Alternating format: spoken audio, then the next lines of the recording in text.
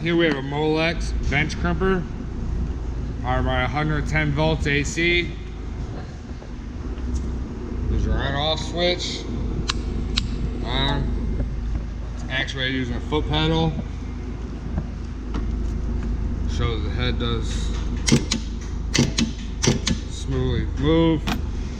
We don't have the proper material to run through this punch and die setup, so I'll demonstrate that it is operating.